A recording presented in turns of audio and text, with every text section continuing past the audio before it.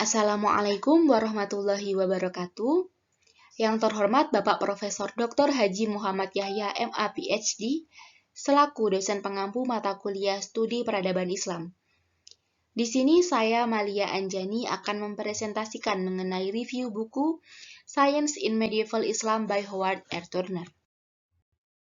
Howard R. Turner adalah seorang penulis televisi, film dokumenter, dan pendidikan. Beliau mengawali dengan sebuah tinjauan historis penyebaran peradaban Islam dari semenanjung Arabika ke timur sampai India dan ke barat, melintasi Afrika Utara hingga Spanyol. Beliau menggambarkan bagaimana selama berabad-abad Islam membangun imperium kekuasaan. Dalam buku ini terdiri dari beberapa kajian yang menarik, meneliti Islam sebagai imperium, daya dorong dan pengikat, akar-akar sains Islam, kosmologi, matematika, astronomi, astrologi, geografi, pengobatan, sains-sains alami, alkimia, optik, tahun-tahun yang menjelang, transmisi, pemikiran semangat. Di sini dapat kami sampaikan bahwasanya Islam merupakan agama terakhir dari 3 agama monoteis. Islam merupakan jalan hidup yang mengatur seluruh aspek perilaku manusia. Islam merupakan daya intelektual yang saat ini menyatukan hampir setiap 1 dari 5 penduduk dunia, yang menyatukan para pengikutnya melalui iman dan bahasa yang sama, meskipun dengan latar dan identitas ras, bangsa, dan kepentingan politik yang berbeda. Sejak abad ke-9, para ilmuwan di daerah-daerah Islam memperoleh harta karun pemikiran ilmiah dan filsafat dari Yunani, India, Persia, dan Babylon melalui penerjemah ke dalam bahasa Arab. Mereka dengan pintar menyerap dan menyistematisasikan warisan intelektual ini, sekaligus memperkayanya dengan penemuan dan pembaruan, khususnya dalam bidang matematika, optik, pengetahuan, dan astronomi. Keberhasilan utama mereka adalah pokok pengetahuan yang belum pernah ada sebelumnya dan dipadukan secara harmonis. Islam sebagai imperium. Setelah wafatnya Nabi Muhammad pada tahun 632 Masehi, pasukan Arab mulai menjelajah keluar semenanjung Arabian menuju wilayah-wilayah yang telah lama diperintah oleh kerajaan Bizantium dan Sasani. Pasukan menyebar ke segala arah dan akhirnya mereka berhasil menaklukkan Syria, Irak, dan Yerusalem, Mesir, Asia Tengah, dan Afrika Utara bagian barat. Dan akhirnya masuk ke Spanyol, Persia, dan India. Pada tahun 732, pergerakan mereka terhenti di dekat Poitiers, Prancis, oleh pasukan Charles Martel, Raja Franks, dan kakek dari Charlemagne. Selama 14 abad, kemudian batas-batas wilayah imperium bertambah di beberapa tempat, tetapi menyusut di tempat lain. Aturan muslim di sana tidak memaksa dan menyiksa seperti penguasa sebelumnya. Peraturan penguasa muslim tidak menuntut untuk berpindah agama dari Yahudi ke Muslim, asalkan membayar pajak yang telah ditentukan dan juga tidak mewajibkan untuk mengikuti kemiliteran. Walaupun tidak membayar pajak yang telah ditentukan, hukum yang ditegakkan tidak berat atau kurang keras pada daerah-daerah yang sulit dijangkau. Pada abad ke-7 dan ke-13, yang dikenal dengan abad pertengahan, muncullah beberapa dinasti, di antaranya dinasti Umayyah, Abbasiyah, dan Fatimiyah rezim, yang dihasilkan Islam yang amat megah sebagai suatu peradaban. Pencapaian yang luar biasa di bidang seni dan sains menjadi ciri umum pada seluruh dinasti dan rezim kerajaan muslim yang besar. Selanjutnya yakni daya dorong dan pengikat dibagi menjadi 3 di sini. Yang pertama Islam sebagai iman, kedua bahasa ibu Islam, yang ketiga pemikiran Islam. Islam sebagai iman, kata Islam sendiri mencerminkan komitmen bagi kaum muslim sejati, yakni berarti penyerahan diri dengan kitab suci Islam yaitu Al-Quran yang berisi wahyu Tuhan kepada Muhammad. Yang kedua bahasa ibu Islam. Bahasa Arab adalah bahasa suci Islam dan Al-Quran. Dalam bentuk klasiknya atau bentuk Qurani, bahasa ini masih memenuhi kebutuhan religius, sastra, artistik, dan bentuk formal lainnya. Yang ketiga, pemikiran Islam. Islam dilahirkan tanpa filsafat. Namun demikian, sejak awal kaum muslimin dimanapun dan kapanpun akan mencari jawaban atas pertanyaan-pertanyaan yang menunjukkan eksistensi Allah. Penciptaan alam semesta, tujuan umat manusia, Al-Quran dikaji oleh kaum muslim ke dalam. Selanjutnya, akar-akar sains Islam. Periode penerjemahan. Perkembangan peradaban Imperium Muslim mengubah kota-kota seperti Damaskus, Baghdad, Kairo, dan Cordoba menjadi kota utama dan perdagangan yang terus berhubungan melalui jaringan jalan darat dan laut. Para cendekiawan di Barat menekankan sejarah abad pertengahan yang berorientasi Eropa sentris. Meskipun nyatanya bahwa tidak kurang dari 6 abad, Islam secara khas merupakan tenaga budaya dan perdagangan yang vital. Program penerjemahan yang sama dari bahasa Yunani ke bahasa Latin juga berlangsung pada masa Eropa Kristen abad pertengahan dengan disponsori oleh biara-biara seperti Monte Cassino, oleh para penguasa seperti Charlemagne yang bertujuan sama dengan upaya yang dilakukan Islam, yaitu untuk menghasilkan terjemahan naskah-naskah Yunani klasik. Namun hasilnya tidak sebanding dengan hasil yang dicapai oleh kaum muslim. Penerjemahan dalam 2 abad oleh kaum muslim telah menghasilkan karya-karya utama Plato, Aristoteles, Euclid, Archimedes, Hippocrates, Galen, Ptolemeus, dan masih banyak lagi sarjana-sarjana muslim dari Persia sampai Spanyol. Lanjut ke kosmologi. Kosmologi di sini mempelajari tentang sejarah, struktur, dan kerja alam semesta secara keseluruhan yang telah berkembang melalui milenial zaman dalam beberapa bentuk baik mistik dan religius mistik dan filosofis astronomi. Babilonia dan Mesir kuno yang membangun sistem mereka dari campuran mitos kuno yang campur aduk, percaya bahwa kosmos adalah sebuah kotak dengan bumi di bagian bawah. Sedangkan pada abad ke-7, filsuf Yunani mengajukan perincian yang semakin spesifik, beberapa di antaranya tampak penemuan kosmologis modern. Filsuf seperti Pythagoras dan Plato memandang benda-benda langit sebagai makhluk seperti dewa yang bergerak secara absolut dan melingkar. Pada aspek matematika, dijelaskan prestasi bersejarah Islam dalam memperjelas warisan intelektual masa lalu, meletakkannya dalam urutan yang bisa diterapkan, dan kemudian memperkayanya dengan inovasi yang signifikan terlihat jelas dalam matematika muslim. Matematika menjadi instrumen perhitungan internasional jauh sebelum era Kristen untuk mengubah instrumen ini menjadi bahasa yang sangat disiplin dan penuh akal. Seperangkat hukum dan istilah yang dapat digunakan untuk mengukur dan mengungkapkan dengan presisi dan kehalusan yang sebelumnya tidak pernah memungkinkan urutan yang melekat pada segala sesuatu di dunia fisik alami. Secara umum, matematika Islam menghabiskan banyak waktu pemeriksaan mikro, memperluas penerbitan, memurnikan, dan memoles warisan mereka dari Babylon, India, dan Yunani. Pokok bahasan selanjutnya yakni astronomi. Muslim abad pertengahan menganggap astronomi sebagai salah satu ilmu matematika. Upaya mereka dalam disiplin ini sebagian besar terdiri dari mempelajari pergerakan benda-benda langit dan mencatat dalam istilah matematika apa yang mereka temukan. Selanjutnya, astrologi. Astrologi berkaitan dengan pengungkapan sifat fisik bumi dari lingkungan angkasa.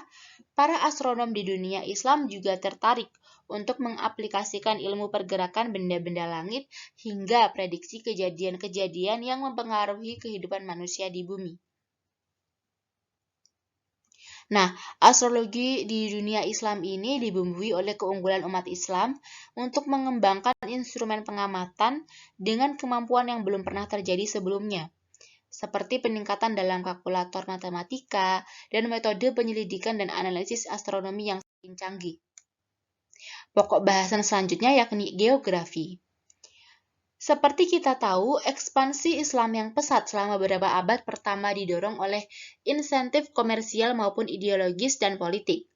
Muslim menghasilkan banyak sekali pertukaran komoditas, mencapai volume dan variasi kargo yang lebih besar daripada yang dibawa oleh galeri dan gerobak kekaisaran Yunani dan Roma. Banyak faktor yang mendorong supremasi perdagangan Islam yang bertahan lama. Perdagangan telah berkembang pesat di dunia Arab selama berabad-abad. Nabi Muhammad sendiri telah menjadi pedagang yang sukses sebelum relevansi Islam, sehingga perusahaan komersial menikmati kedudukan profesional yang terhormat di antara mereka yang mengikuti ajaran para nabi. Banyak dari pengetahuan geografi kontemporer yang dikumpulkan oleh umat Islam ditetapkan oleh para pelancong komersial dan peziarah dalam catatan rinci tentang tanah, masyarakat, adat istiadat yang mereka temui dalam perjalanan mereka di dalam dan di luar batas wilayah Islam. Pokok bahasan selanjutnya yakni pengobatan.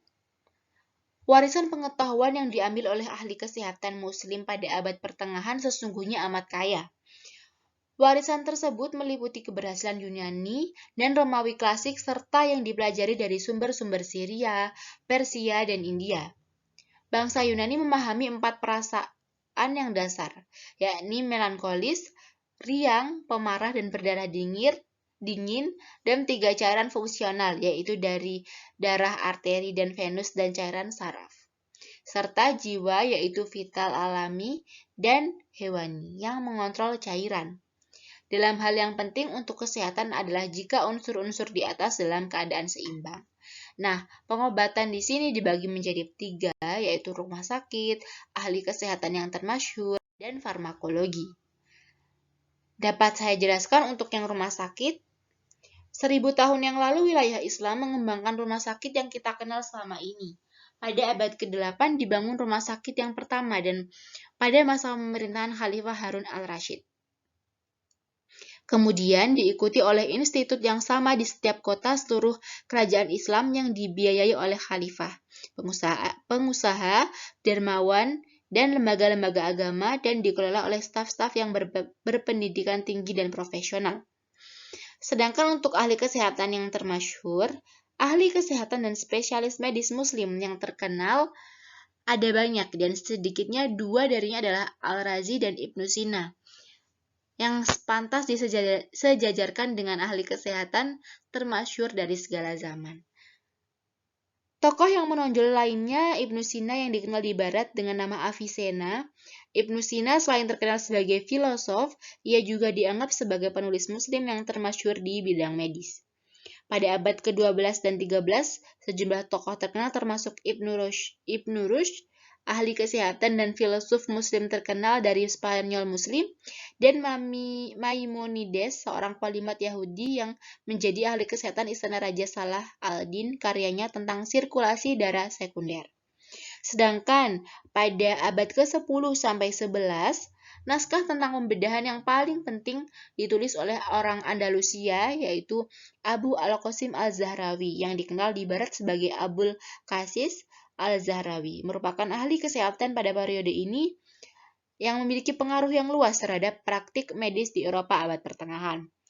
Lanjut ke farmakologi atau farmasi yang lebih dikenal sekarang ini, yakni keberhasilan Islam dalam riset dan pengobatan medis juga mencakup kemajuan yang luar biasa dalam bidang farmakologi, seperti didefinisikan dalam penelitian ilmiah mengenai komposisi, dosis, penggunaan, dan efek dari obat-obatan sederhana dan cairan.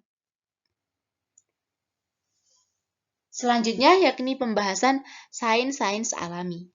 Dalam waktu singkat, sejak awal peradaban Islam, pengabdian terhadap pengetahuan demi pengetahuan itu sendiri yang walaupun ditentang oleh ulama, merupakan faktor penting dalam keberhasilan intelektual dan ilmiah sebagian besar kaum muslimin.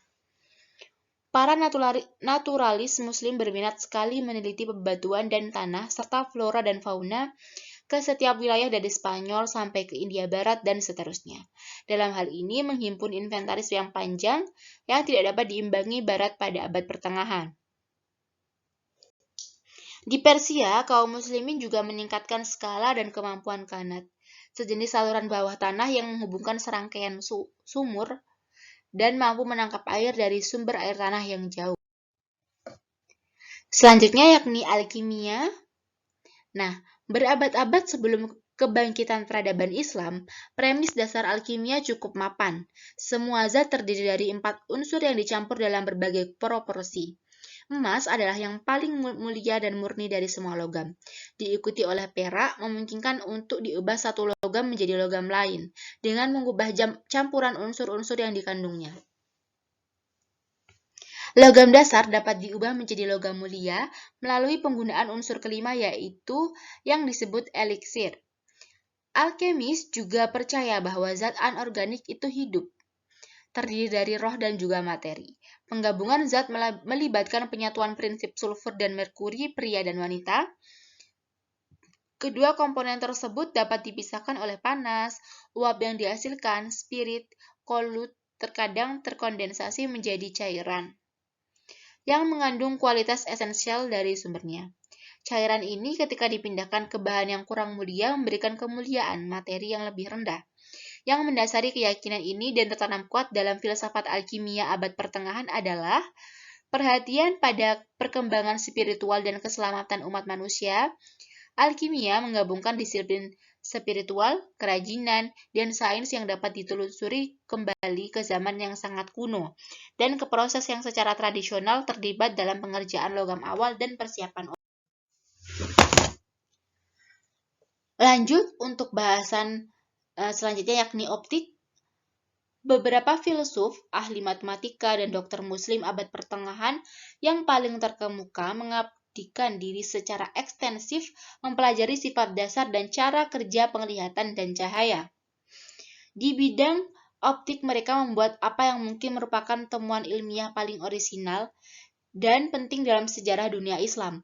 Para ilmuwan ini memiliki akses ke khazanah pengetahuan Yunani yang kaya tentang cahaya dan penglihatan, termasuk karya yang ditulis oleh matematikawan Euclid pada abad ketiga sebelum Masehi, dan risalah yang dihasilkan Ptolemeus, astronom Mesir 400 tahun kemudian. Literatur pra-Islam ini mengeksplorasi berbagai topik ensiklopedis, mulai dari refleksi, refraksi, proyeksi gambar, melalui bukaan dan pelangi, hingga anatomi dan cara kerja mata. Risalah Yunani di bidang ini telah memanfaatkan istilah beberapa disiplin ilmu, termasuk matematika, filsafat alam, dan kedokteran. Itu beberapa waktu sudah sebelum ilmuwan Islam masuk membangun dari dasar ini, mengembangkan pendekatan yang lebih terpadu untuk fenomena optik secara keseluruhan. Selanjutnya, pokok bahasan yang akan saya jelaskan yakni tahun-tahun menjelang atau tahun-tahun berikutnya. Orang-orang Kristen pada abad ke-11 mulai merampas kembali Spanyol Muslim. Islam sebagai imperium mengalami integrasi. Namun demikian, perubahan kultural yang penting, selain kemunduran, belum lagi kelihatan, seperti halnya seni Muslim, tetap bertahan selama beberapa abad. Sains masih tetap ditekuni pada disiplin-disiplin tertentu, terutama sekali astronomi di wilayah-wilayah tertentu di dunia Islam. Banyak sekali ahli geografi, astronom, matematika, ahli kesehatan, dan filosof Islam memberi sumbangan yang penting hingga abad ke-15 atau ke-16. Ringkasnya, tahun-tahun akhir abad pertengahan menyaksikan periode stabilitas atau equilibrium budaya yang patut ditiru di banyak wilayah Muslim. Sebuah peringatan tentang ciri umum sains Islam abad pertengahan mungkin berguna, didorong oleh iman dan rasa ingin tahu. Semangat yang menyertai para ilmuwan Muslim dalam berkarya tidaklah mengherankan. Para ilmuwan Muslim memuja dan menerima pengetahuan yang mereka saring dari dunia klasik, dan mereka telah belajar untuk memanfaatkan keuntungan intelektual dan praktis dari warisan Helenis dan Helenis. Selanjutnya yakni penyebaran. Penerjemahan karya-karya filsafat dan ilmiah Yunani ke dalam bahasa Arab secara luas dan cepat setelah penaklukan Muslim pada abad ke-7 dan ke-8. Hampir melewati puncaknya sebelum gelombang besar penyebaran berikutnya dimulai. Sekitar abad ke-12, kumpulan para sarjana mulai menerjemahkan ke dalam bahasa Latin perbendaharaan sains Muslim yang amat banyak dan maju, yaitu sains dalam bahasa Arab. Sedangkan pada abad ke-14, pembaca Eropa kesulitan dalam penerjemahan dan kadang-kadang memilih yang salah pada karya-karya yang diterjemahkan. Lanjut pada abad ke-17, Eropa dalam keadaan ofensif baik secara militer, ekonomi, dan budaya. Sedangkan pada abad ke-19, ketika daerah-daerah Islam mulai jauh di bawah kendali kolonial oleh kekuatan Eropa, Muslim yang taat hanya melihat ancaman dari sekularisme Barat yang ditimbulkan dari jalan pikiran humanistis yang semakin meningkat dan berfokus terutama pada manusia di muka bumi ini, dibandingkan pada Tuhan di langit. Untuk pokok bahasan selanjutnya, yakni Barat yang baru, salah satu unsur yang mengilhami kelahiran kembali secara historis adalah keyakinan humanistis. Keyakinan yang diperbaharui dalam setiap kekayaan dan potensi intrinsik pribadi, para pemikir dan cendekiawan Eropa pada akhir abad pertengahan sangat dipengaruhi oleh penyebaran pandangan-pandangan ilmiah yang dibawa oleh Islam, termasuk konsep tentang filsafat alam yang terdapat pada warisan intelektual Islam. Aktivitas intelektual yang penuh semangat ini didukung oleh universitas-universitas dan akademia besar yang ada di Eropa pada akhir abad pertengahan. Hal ini merupakan pertumbuhan dan perubahan sumber daya institusional pada skala yang tidak dikenal sebelumnya dimanapun. Jadi dapat disimpulkan bahwasanya pada abad ke-19, perubahan politik dan ekonomi yang sebagian besar diambil melalui pengkajian terhadap masyarakat Eropa menghasilkan masyarakat yang lebih modern. Sekarang akhirnya kaum muslimin yang lama berpaling dan menghindar dari kontaminasi Barat mulai mengkaji tata cara pemerintahan dan pendidikan Eropa.